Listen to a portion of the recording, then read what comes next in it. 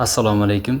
Bugungi brifingimiz mavzusi juda ham dolzarb mavzuga, ya'niki zamonaviy pedagogning kasbiy metodik kompetentliligi mavzusiga bag'ishlangan. Zamonaviy dunyoda davlatlarning rivoji, jamiyatlarning taraqqiyoti bevosita ta'lim va ta'lim-tarbiyani olib boruvchi pedagoglarni, ularning salohiyatiga, ularning nechog'lik keng dunyoqarashga ega ekanligi bilan chambarchas bog'liq.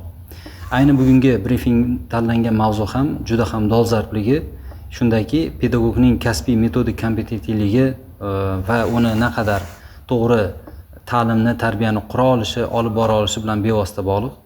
Pedagogning kasbiy metodik kompetentliligi bu juda ham dolzarb, muhim mavzu hisoblanib, bugungi kunda ko'p tadqiqotchilar tomonidan, pedagoglar tomonidan o'rganilayotgan, keng tadqiq etilayotgan mavzulardan biri hisoblanadi.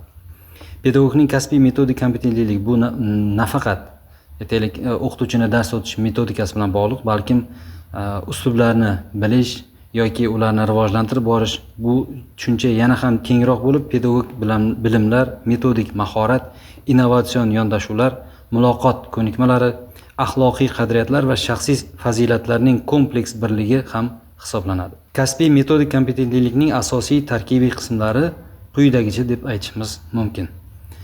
Predmet bilimlari, ya'niki fani bilan bog'liq bo'lgan bilimlarga chuqur egalik qilish. Har bir pedagog ma'lum bir darsdan, ya'niki ma'lum bir fandan dars mashg'ulotlarni olib borar ekan, avvalo shu mashg'ulotni, ya'niki fanni chuqur tahliliy bilishi, bu fanni haqiqiy bilim egasi bo'la olishi kerak va uni rivojlantira olishi ham kerak. Ikkinchisi pedagogik psixologik omillar bo'lib, bu o'quvchilarning yosh xususiyatlarini, rivojlanish bosqichlarini hisobga olib, ular bilan ishlay olish ko'nikmasidir. Ya'niki dars olib boruvchi, mashg'ulotlar olib boruvchi sinflar qaysi yosh xususiyatiga kiradi? Auditoriyasi qanday guruhlardan iborat? Ularga qanday bilimlar berish kerak degan muhim masalalarga e'tibor qarata olish kerak. Uchinchisi bu metodik mahorat bo'lib, pedagogning zamonaviy metodikalarni, uslublarni o'rnida va kerakli joyda muhimini, asosiysini tanlab qo'llashi yoki amaliyotga joriy qila olishi, ishlab chiqishi, tatbiq eta olish bilan bog'liq bo'lgan ko'nikmalar hisoblanadi. Ayni bugungi kun ta'limi esa ayni mana shunday metodikalarga, yangi uslub yoki texnologiyalarga ko'p ehtiyoj sezadi. To'rtinchisi refleksiv yondashuvlar hisoblanib, o'z faoliyatini tahlil qila olish, baholash yoki tanqid qila olish o'rni kelsa, faoliyatidagi muammolarni aniqlash, tavsiya, takliflar bilan, ya'niki avvalo o'zini o'zi tahlil qilish.